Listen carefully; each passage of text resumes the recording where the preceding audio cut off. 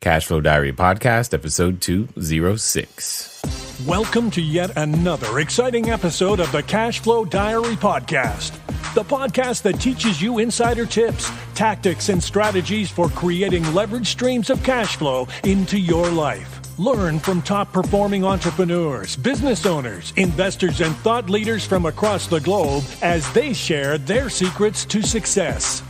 Like what you learn on this and other Cashflow Diary podcast episodes?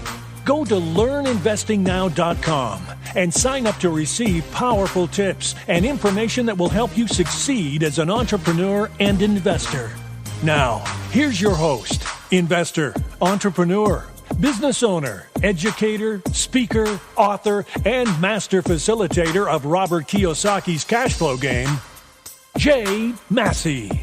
All right, and welcome to another episode of the Cashflow Diary Podcast. I'm your host, Jay Massey, and I'm glad that you guys are tuning in over and over again, because you know what we've been doing. We've been combing the globe, so to speak, finding entrepreneurs who have done the thing that you are like, wow, I cannot believe that that's possible. But here's the key. Remember, all of that they have done is absolutely possible for you as well. I know you've heard it from me. I know I've tried to share it with you, but now you get to hear it from so many other individuals, and yet we found another one in a completely different industry who has managed to hit the $100,000 in a month mark. Now, I know you're thinking $100,000 in a year would be great, and then I could just leave my job and who knows, but I know there's a number of you out there who want to really, really hit it big, create more jobs, clean, safe, affordable housing, make a difference in your communities. And I'm looking for those individuals for you so that you can see just how close you really are to making that happen. So today, what we have is we're going to be talking to an app guy. You're like, what? The App Store? Absolutely. Ha, pun intended. Anyway, today we have Tom. He's the founder or co-founder of Dom and Tom, a mobile application development shop. They started in 2009. They're now on the Inc. 500 fastest growing companies 2 years in a row. Here are some of the companies that they have done work for: Priceline, Fitch, Bloomberg, General Electric, CliffsNotes, and my personal favorite, PowerRangers. That's right, the Emmys. And there are so many more. Here's the point. It's a skill set, and we're going to learn a lot about it and how he did it too. Welcome, Tom. Tom, you there? Yeah, I'm here. How are you? I'm having great times right now. Just enjoying myself in the summer. In the summer? Yeah, well, I guess it definitely is the summer, isn't it? I guess so, but it's just when you say you're in Chicago, I don't know. I never think of Chicago and hot at the same time. That's fair. Yeah, the winters are... They test one's mettle. I will say that. and indeed, but they keep the computers cold. That's got to be good. Yeah, actually, it's good to keep the focus going and keep the computers cold. I like to get our thermostat down to 60 degrees if I can in my apartment with my wife, and she and I fight over that all the time. Did you say 60 degrees? Yeah, I like it. I like it really cold. You realize in California we'd pull out a parka, right? I'm sure. Yeah, just letting you know. That's like California winter is what you're now talking about. But okay, it's all good. It's all good. So, but what I would love for you to do, if you could, for a small moment, if you introduce a little bit of the business that you currently have today. So before we dig into the past, tell us a little bit about what Dom and Tom has become and what it is and what you guys do that has allowed you to be able to hit that mark. Sure, be happy to. Well, so what Dom and Tom is a digital agency. We go out, we build digital solutions, everything for applications for Google Glass, iPhone, Android, Microsoft Surface, all those different platforms that you see, anything that's got a flat screen or even a curved screen nowadays, we're building for it, and we're thinking about it in that way. We started in the doldrums of the financial crisis, 2008, 2009, and really we saw a huge opportunity. iPhone just came out, and we said, we're going to be a part of this new revolution. When everything was going south, we were looking north, and, we really grabbed a great market and entered into it and really made a name for ourselves in just a few years. And so, all those companies you just listed off, I mean, we didn't have any of those relationships when we first started, and it was wide open. And in a few short years, doing really great work, we were able to work with some of the best companies in the world.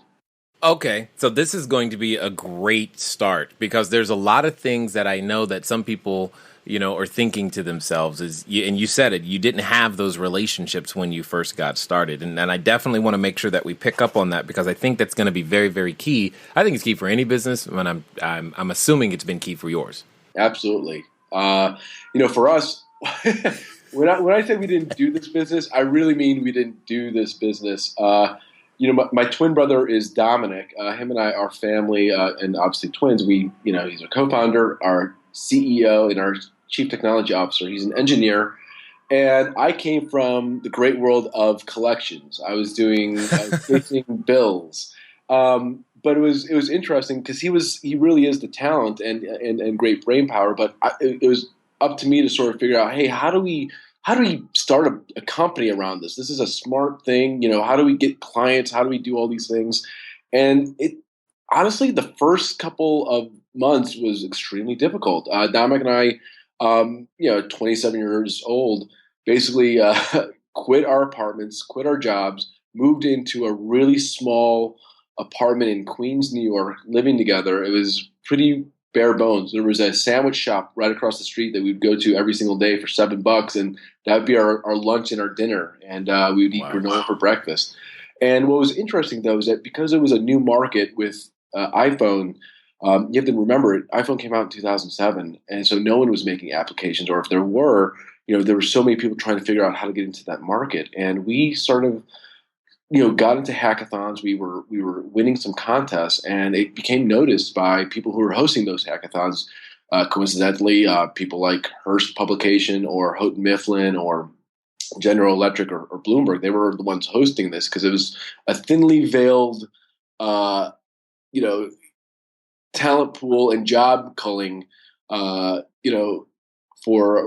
all these great talented people and engineers. So we would go to these competitions and they would say, you won first prize. By the way, can you build our application for us? Which is the real prize, right? Right. So it's kind of a fun way to do it. And that's really how we got most of our business going. And, but man, starting your own company is really, you're assembling the ship while you're already at sea. You're really well said. I like that. Yes. You're just lashing it together. You're trying to figure out what works and what doesn't work.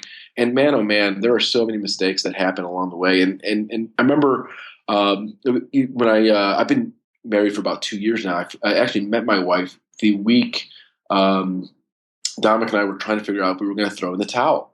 We actually got down to $7 in our bank account, and it was pretty drastic. And I actually went to the local bar and I said, I got $7 left in my bank account. I'm going to buy the next girl I see a drink. And and sure enough, it was this cute brunette. And it was my at the time it was my not a girl that I knew, but I said, hey, I'm going to buy you a drink. I get, and she said, why? She's like, well, I just quit my job. It's 2009. I'll see, I might as well, I got nothing to lose. And she said, oh man, it's 2009. Don't have a job. I should buy you a drink. And I just said, it's funny. We, one thing went to another. And the thing was, I just realized there were those small moments that you look up and say, you know what, I'm just going to hang in there. I'm going to see how this goes. And, sure enough, I think, things that you can't learn, people try to start a company and try to buy a book and they try to learn what they can. But really, it just comes down to persistence. And, Dominic and I had that, and people we were around, had a little bit of persistence on how to move forward with it. We were still trying to figure things out. Indeed, and that's exactly what I like. Now, before we get too much further, I've got a question that I've got to ask. Sure, because you're introducing yourself, but it's if you come from the world of bill collections, it could be that you actually have talked to some of our listeners already before and just not know it, huh? Yeah, I guess that's true. I was doing bill collections for a law firm at the time, and what's weird about it, I will say this. And I'm sure your audience could appreciate this. Anyone who is running their own small business, cash flow is king. And, it is very difficult to move forward in your dreams and in your business if you cannot get paid on time correctly. And one of the big successes I didn't realize was I was doing this odious job that no one wants to do, but man, I got really good at being able to get people to pay me on time and pay me correctly without too much hassle or fuss. And I hate to say it, I know no one likes to talk about revenue management and cash management, but man, oh man, it has really set us apart in being able to just plan our lives and plan invest our investments for how we're going to grow. If you can't control your cash flow, it's really difficult to really see further ahead than 2 weeks, let alone 2 years. Yeah. How about 20 minutes, Tom? 20 minutes. Right. Exactly. I mean, you get it's too hard. And for us, we Dominic and I had it in our books that we weren't going to hire for at least 3 years. And we hired after the first year, we were up to 3 employees. By the second year, we were up to 10.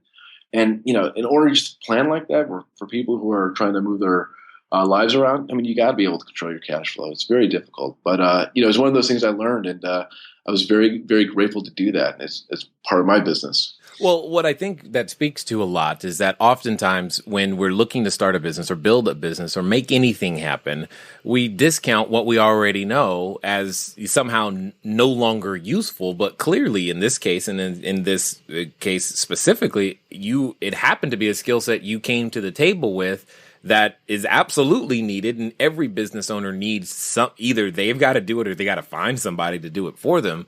So you just were able to leverage what was already there. Well, yeah, thanks for saying that. I appreciate you.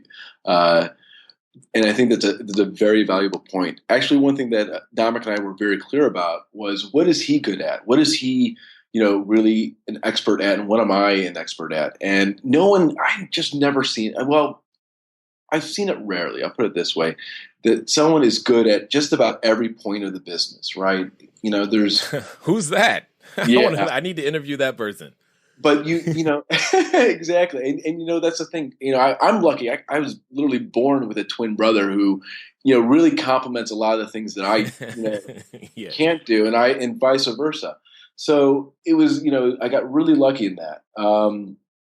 And my encouragement for your audience is really understand what are you good at and what are the things you just are not good at. Because if you're not good at it, it becomes a very, very hard struggle to either overcome it. You got to find a partner that's willing to come in and really cover your bases on that one, because it can be really hard to get your business rolling if you can't do all portions of the business.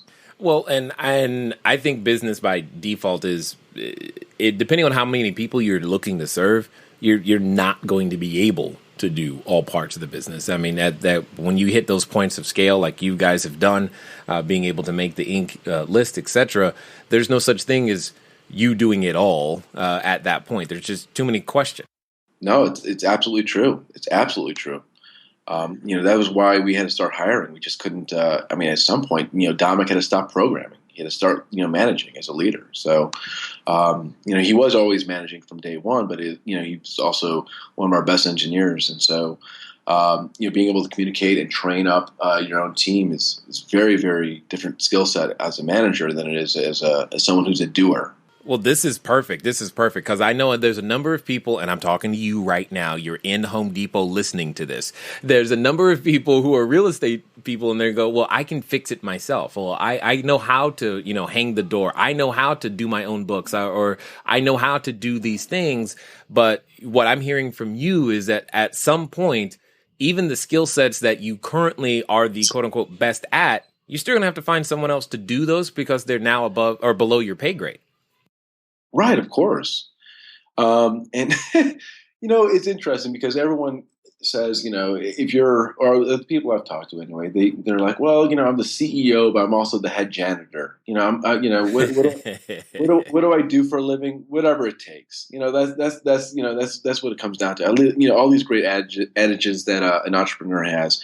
And they're, those are all true. But at some point, you do have to know what are you good at? What are you needed to do right now? And, there's formulas out there. People, some of the blogs I read say, hey, once you find that someone can do 80% of your job, make sure that, hire that person. That way you free yourself up for whatever, you need to do for the next step. And you're constantly reinventing what your role is and what your value proposition is. And it's not always a linear process. Sometimes it's leaps and bounds. Sometimes there's a bit of regression, and that's a very interesting mentality to have. People think that they're the CEOs, so they start at the top and then they just continue to go and stay at the top, and that's a difficult thing to have a conversation over. That I don't know anyone who you don't last, because at the beginning there's no one to do the stuff at the bottom if you stay at the top. Right, exactly. CEO just means you're the boss of one right now, and so exactly, and you're probably doing a horrible job, especially at the beginning. But details. These are minor details. So let's go back in time a little bit, because I tend to think that, entrepreneurs and superheroes have a ton of things in common. I mean, when you think about superheroes, they get dressed up. Occasionally Sure. they put on masks. They wear, sometimes, tights and capes, and they go around using their special set of skills to improve the quality of life of those that they're saving. And I think entrepreneurs do the same thing. I think another way that's the same is that before, the Hulk or Spider-Man were either of those two characters, they were Peter Parker, Bruce Banner, etc. They had a life, they had something else, they were on a completely different path, and then that superhero moment hits them and they change and they decide to use that power for good in some cases and not always. So my question is, since a superhero has an origin story, before Dom and Tom existed as a company, what is your origin story? Where does this begin? How does Tom become the Tom Tancredo we know today from where he started? Sure. Yeah. I sort of mentioned it a little bit. My origin story really, it came from moving to New York in 2001, and basically getting a series of jobs. I did just about everything you could think of. I was a kindergartner teacher. I was writing for the Teenage Mutant Ninja Turtles. Yes. I did just about every single job you could think of. Film projectionist. I was a cook. These are just jobs that you just get when you're in your 20s in New York City. And everything that I wanted to do, I knew I always wanted to start my own business. I knew I always wanted to run my own life. And I just didn't know exactly which industry. I was always fascinated with other industries and figuring out, how they do things. And I noticed that there was a lot of overlap. There's always an emphasis on customer service. There's always an emphasis on being current with understanding of technology and trends, which is not always technology. Sometimes that could be fashion or cultural trends. And there's a deep understanding on what is worth someone's time and what is the value of that time. So to speak to that very clearly, there are things that people want, but there are things that people want and then they will pay for. And I spent a lot of time trying to think about that as I was going from one job to another. And what was interesting was my brother Dominic moved out to New York from Chicago about 2 years after I did. Him and I were both bouncing around jobs, doing one thing or another. And at the end of the day, we both realized that we wanted to. We had our fill of the New York dramas, and we had our fill of New York jobs. We wanted to really create a company that instilled our values, and our motto is "Do good, be good." We wanted to do things that were exciting in a technology company, or exciting in doing technology with it, and all that sort of hovered around applications at the time. And we didn't want to do things where it was like, okay, well, let's create a babysitting firm, or let's do a concrete factory, or do other things like that. We wanted to have something that was going to stimulate us intellectually and really inspire us to create change in the world that we think would be a positive one. And so when we were forming the company, we were both looking around saying, you know what, this hits all the marks. This is a great opportunity. Let's go after it. Let's think about it.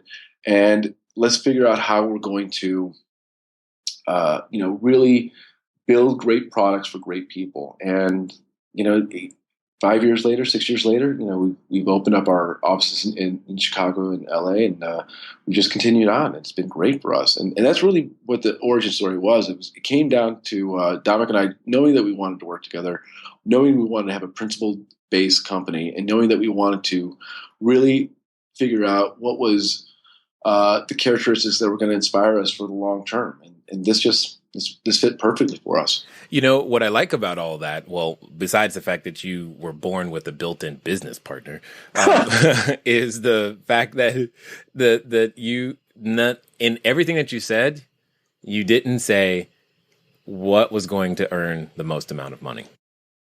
No, honestly, well, I keep my original business plan. By the way, for your audience, everyone should write a business plan. Not that you're going to stick to it, because you're not. Life doesn't. There is no business plan for life. It will never happen. But it's great discipline for you to actually write for 30, 40, 50 pages to everything you want to have happen and how you think you're going to get there. And to look at it, and keep it. I would definitely keep it and look at it like a diary note and just say, wow, that's what we thought. What a beautiful, imagination that we had.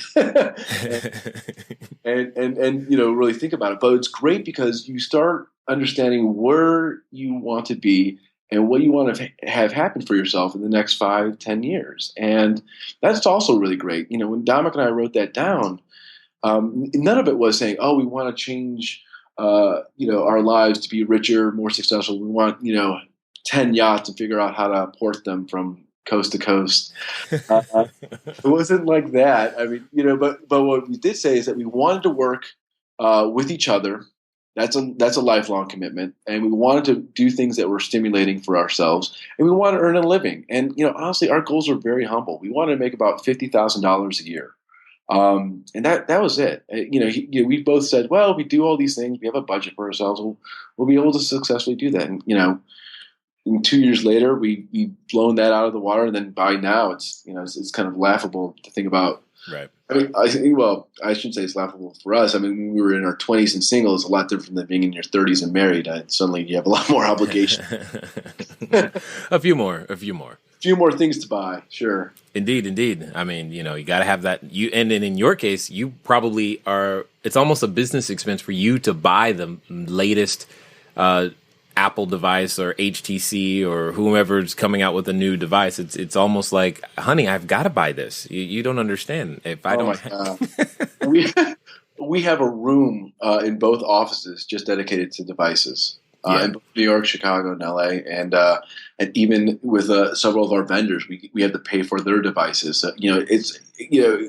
Apple just announced a new set of products this week. Guess what we're doing? We're going on a shopping spree. We just have to. Yeah, exactly. Yeah, that's like par for the course. But that would be a good part. I actually would enjoy that part a lot. So let's talk for a second though about what I like to call that superhero moment. There's that moment when you're still the regular Dom and Dom, and then there's the moment that you go, hey, we have something that we could choose to offer to other people.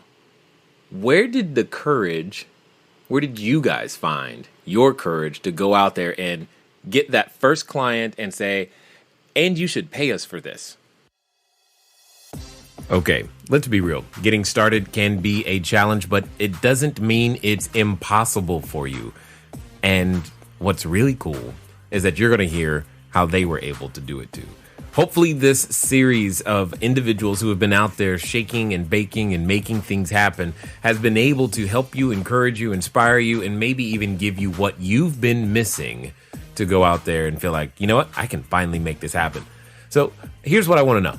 How many things have you realized that you have in common with individuals you've been listening to these last few weeks? I find that interesting too. Hopefully you'll take that information and just go, you know what? I can make this happen. In fact, if you're looking for some hints, some tips, some tricks, some tactics that you can use, you know where I'm about to say, go ahead and get a copy. of my book, Cash Flow Diary, 10 Steps to Creating Wealth to Any Economy. You can get the electronic copy at no cost to you. Just send a text message to to 72,000. Text the word book to 72,000. Again, that's 72000. The keyword is book. And for those of you outside the U.S., just go ahead and go to cashflowdiary.com/free book. Now, let's go find out where they got their courage from. That's funny. So this is kind of it actually came from me watching Dominic, what I thought was at the time getting exploited. My brother Dominic, right before we started the company, he was working at a ad agency, and they asked him to work on a piece of software. And he looked at the piece of software, looked at the schematics, and he said, I'm going to reinvent this. I'm going to redo this all over and build it independently and really make this into something great. And the company said, you know what? That was great. In fact, we liked it so much, we're going to license this to Intel and Intel and McDonald's and a couple of our other clients for millions of dollars. And he got a $500 bonus and a trip to London to their Christmas party. And I was looking at this. It's like, you know what?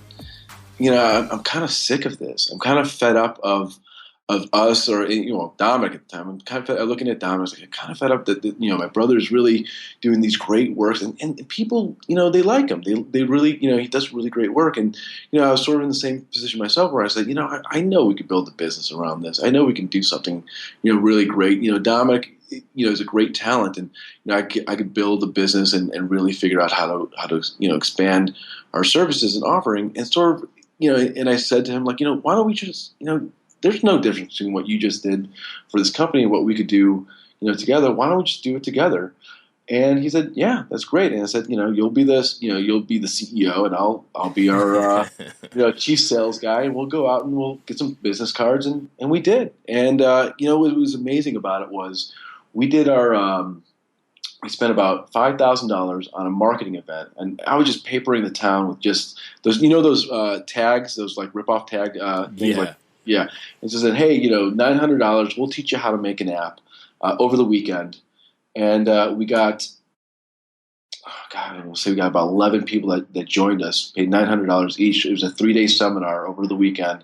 We both took time off our job, and that was our seed money. We got, nice. we got about $10,000 from that. So that was great.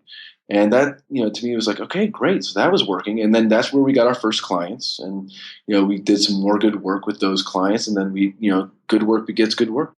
I just love the grassroots nature of it. I love the down home, straight to sales. I mean, I love that, because you're like, it wasn't hyper complicated. Let's go sell something and see if we got it here and make it happen. So, here's a couple of things that I'm thinking about.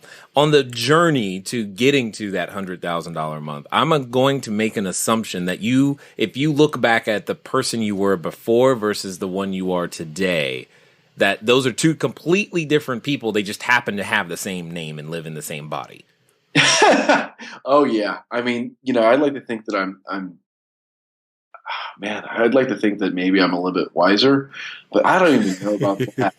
I definitely had more energy, and I was definitely willing to get more punched in the face by life when I was younger. But man, oh man, I mean it is interesting to think about that person as they, when they first started. There was a favorite quote that I had from an entrepreneur that I met with in New York. It was a really smart woman in the food industry, and she was asked a question one time. If you knew now what you knew then, what would you have done differently with your startup? Sort of one of those, casually like, hey, what do you think? It's like, if I knew now what I knew then, I would have curled up in a ball and cried. I would. Yes. And that's what it is, really. Yes. I mean, like, you can't know. You don't want to know. Like, if you have to know of all the like heartache and hardship, you don't want to know. You don't. But in any case, that's kind of what I think about is like, oh my goodness, I'm glad he can't remember the future, because that would be. That poor Tom would never get out of bed. Totally. And I get it. So that brings up the very thing that I think is interesting, for many entrepreneurs. When it comes to the ups, the downs, we'll call it the roller coaster, what have you, wow, how important has maintaining a proper mindset been for you? And especially because now you've got a business partner. It's not just you've got to maintain his mindset also. Just because you're twins doesn't mean you think the same and feel the same and react the same. You still got to manage that together. So what have been your secret to keep that on straight and to help him keep it on straight?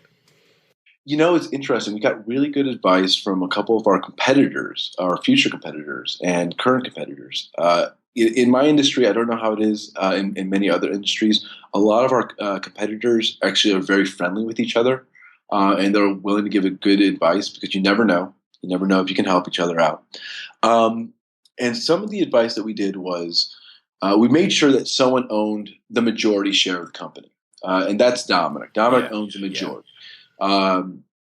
And that's important because at some point in the day, you need to be able to make a decision, and that decision has to stick, and you have to move forward. So, regardless of equalness, or if I'm doing more work or he's doing more work, whatever that is, it doesn't matter.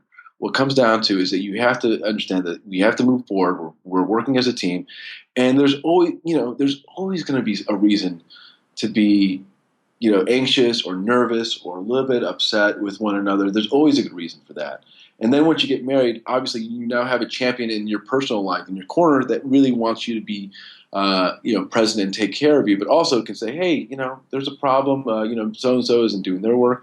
All that stuff has to be put to the side because you really got to be true to the mission and be true to the goals that are happening here.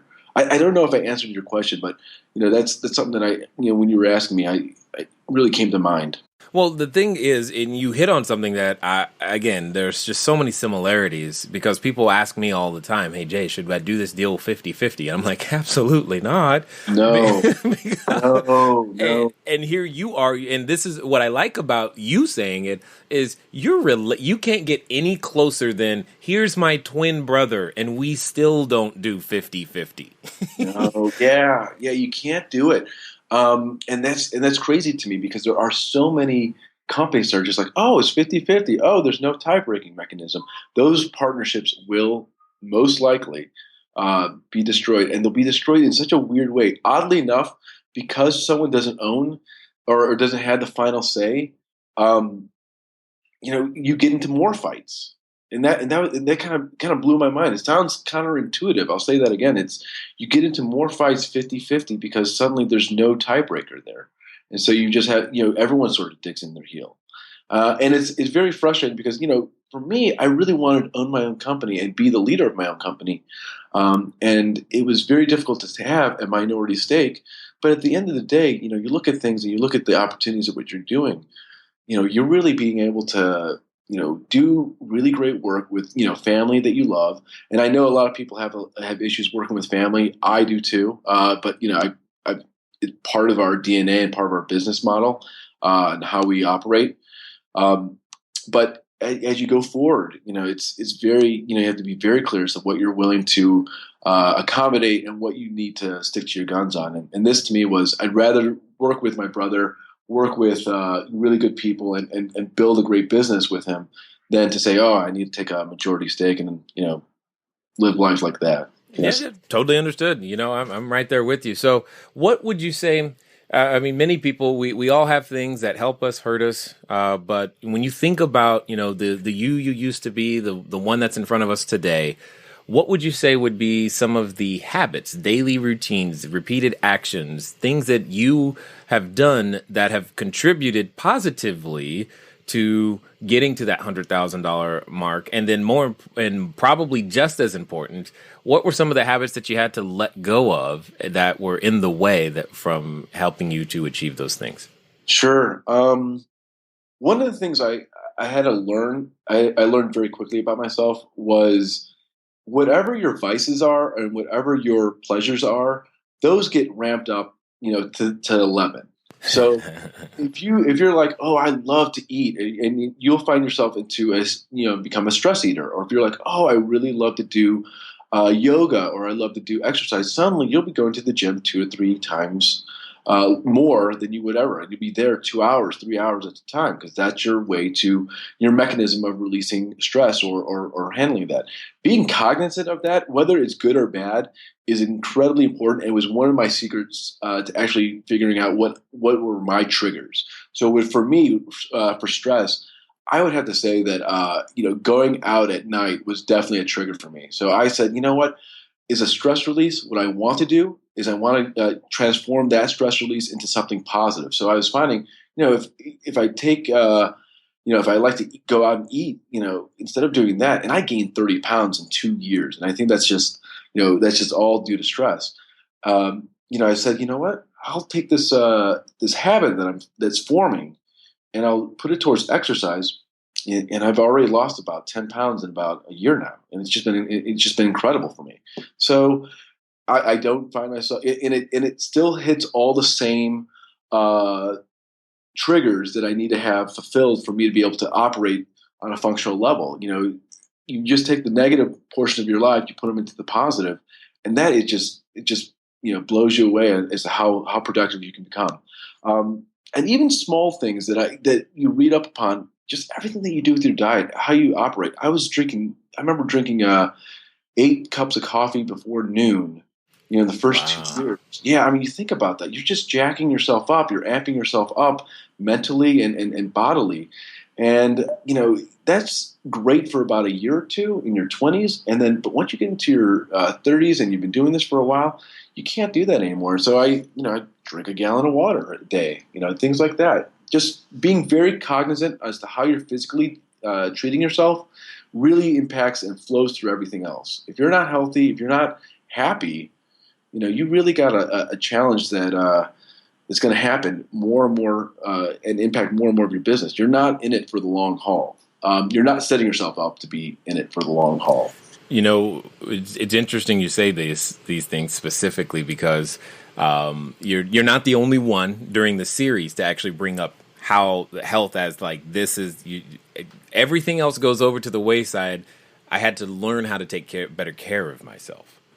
Yeah. I mean, honestly, I would say that it's more important if you're thinking about starting a business, start working out now. Like, make that the habit before, 6 months before you start a business, before you even think about doing it. Just start building it, build in the right habits. Start doing, the right kind of foods that you want to do. Like, anything that it is there, set yourself up for success before even, taking the plunge and getting in there. People just, it shocked me how much it can make a difference. Just getting a good night's sleep, just doing that alone is just wonderful. It's funny that you mentioned that sleep. This whole quantitative self thing has been something that intrigues me, and that's actually been sleep and water. My water intake and my personal sleep habits have changed significantly, and for those very reasons. And I'm such a better my coffee intake goes down because I've slept more, and because I'm drinking more water, my coffee intake also goes almost through the floor because of those two things in and of themselves. And I get more done, and I'm more focused, and it's all awesome. Agreed. Any other habits that you would say, here's something I had to let go of or learned in order to get to the goals and where we are today? Really. You're a healthy level of paranoia. I was always looking at the bank account, and I was always looking at where my next sale was coming in. I mean, we're still doing, great sales. We're on track for 30%, 40% growth this year. But that's just because it's part of my DNA. Like, I never lose touch of that pulse, and I don't think anyone else who's starting their own business should either. You should always be cognizant as to where it comes down to. I would like to say that I know more about where the money and the finances go in my company than I ever have, and it's been incredibly powerful. I've seen, man, you coming out of. I'm a product and a child from the financial crisis. Honestly, 2008, 2009. You see people, just businesses that have been around for hundreds of years, all around you in New York City, just collapsing left and right, and all across the country, all across the world, of course.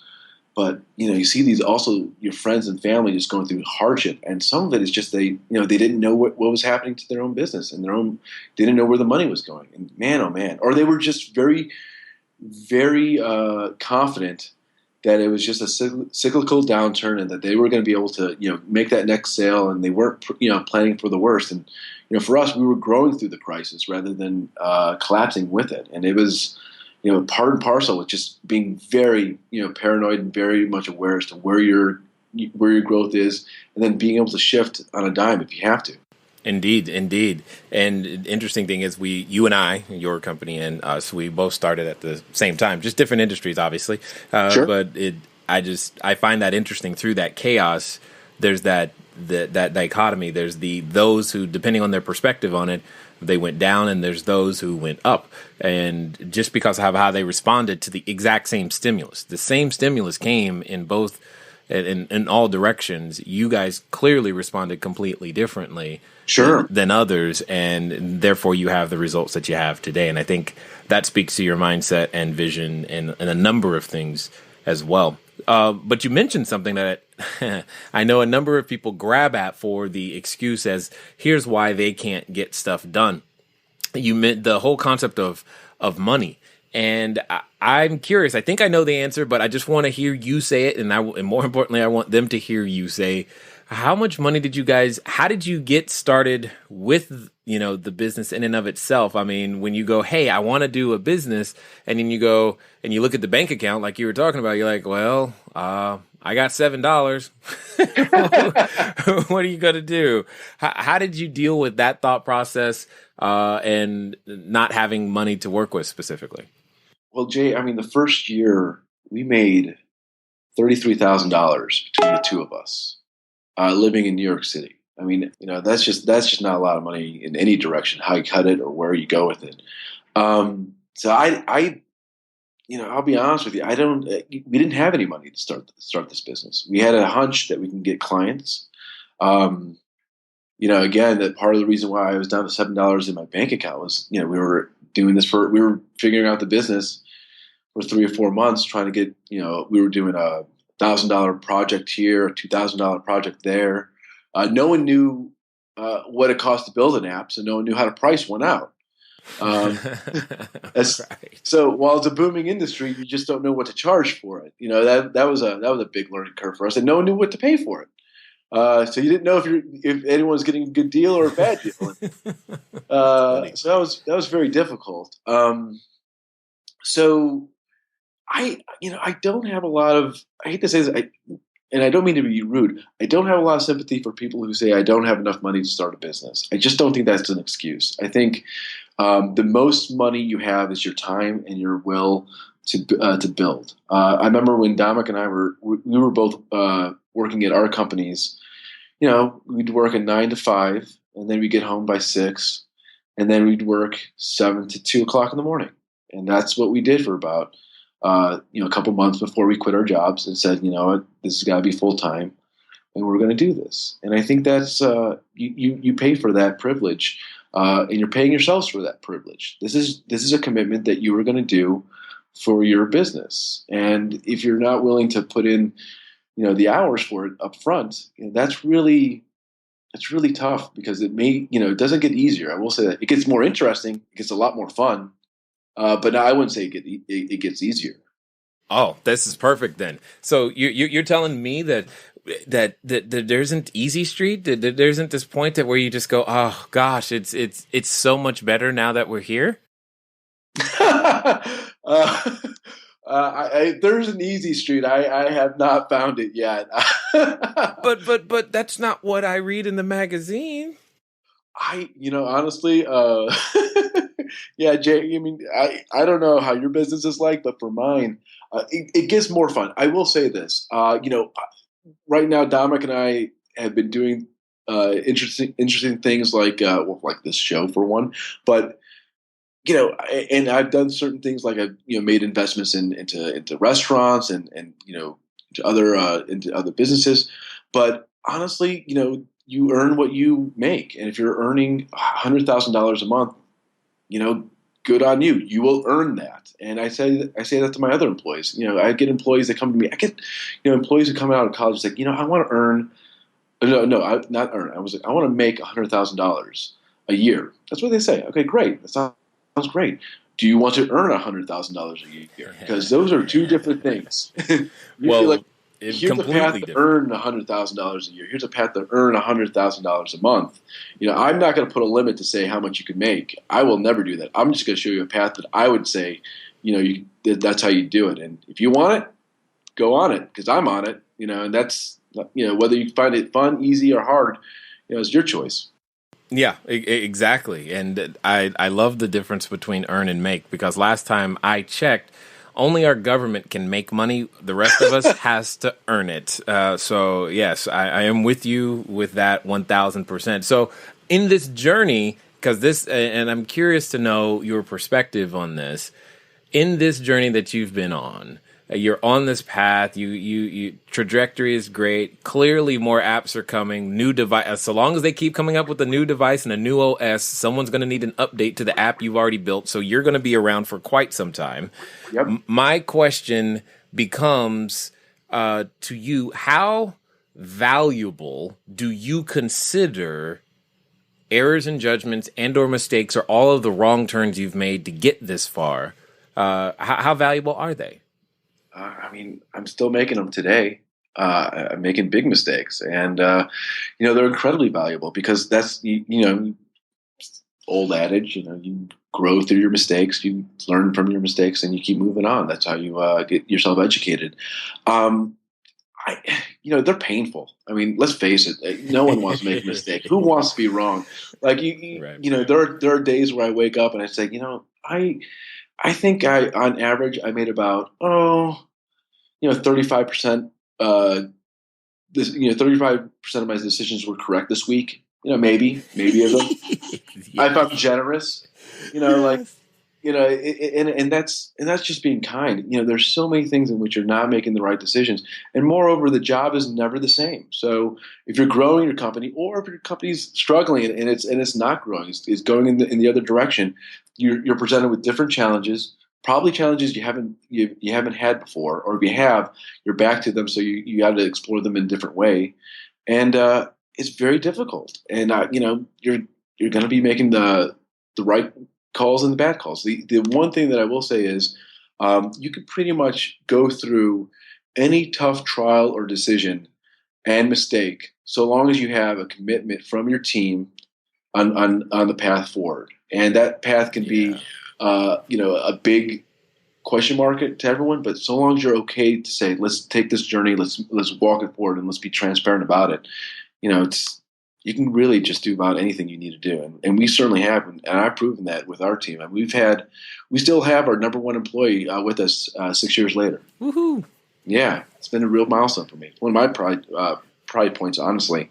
Yeah. He's been with us ever since day one, and. Well, not day one, I should say, but he's been with us since we hired, and man, it means a lot to me that he's stuck with us with all the decisions, both good and bad. Yeah, that's impressive. I cannot claim that one. I'm sure at all. I think let me see, the closest to that. Yeah, no, nobody's been. I've been here since day one, so that's about it. But you cycle through to find the right ones to make all these things happen. So before we end off here, I'm sure there's a number of people, myself included, we've entertained the idea of, I bet you this would make a great app, or, an app this, an app that, and I would love to, but I don't know who to call. Clearly they can call you. How can we catch up with you guys, figure out what you guys are up to before we end this, and give us, what steps do we need to take if we wanted to engage? Oh, sure. Just go to our website. It's domandtom.com. It's pretty easy and it rhymes. So, yeah, feel free to do that. We have a great contact form. Feel free to get in touch with us, or call me or email me personally. I have my phone number on the website. So feel free to get in touch with me, or email me at tom@domandtom.com. Happy to talk to anyone. I talk to just about anyone that needs information, because that's how I learned. So I still meet with college freshmen on their great idea, and I meet with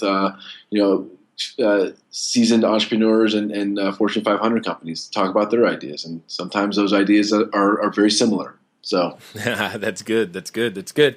Okay. So, but before we end here, there's a question I just want to ask, because I want you for a moment to talk to all the people listening, because here's what I believe. I believe that there's a person out there who wants to be that superhero. They're ready to put on their cape. They could even be standing in front of the superhero outfit store right now, picking out the colors, their mask, their tights, etc. Yet, in the back of their head, Tom, they still have that voice, and you know the voice that I'm talking about. Mm-hmm. And it's loud, but they're waffling back and forth, and they're like, I think I can, but that voice speaks up. And what would you say to that person right now? There's never been a better time, honestly, and there's never going to be a better time. This is the best time to do it. And if you need some help, there's people around you, you know who they are, and they can, create a list, write a list, and, go out and do it. And I will say this, if there is, further proof, feel free to call me. I'll tell them that they should do it immediately. So nice. Love it very, very much. I definitely want to say thanks for taking the time to hang out with us, share your journey and the experience, and letting us know that, what we want, it can totally be done. And here you are doing it in a completely different way, and we love you for it. All right. Thanks so much, Jay. Have a good one. All right, ladies and gentlemen, you know what time it is. It's time to move at the speed of instruction. What does that mean today? It probably means you're going over to Dom and Tom, because you might be that person who has an idea. You had an idea for an app. You're like, how I'm going to finally get out of my job is I'm going to have this app. Okay, cool. Well, now you have a resource. You have a person. Most importantly, you have more proof that you're shooting too small. $100,000 a year, totally possible. But if you're ready to earn $100,000 a month or more, we've got more people coming to you, so stay tuned for future episodes. Guys, gals, it's been fun talking to you today. I look forward to talking to you soon. Until next time.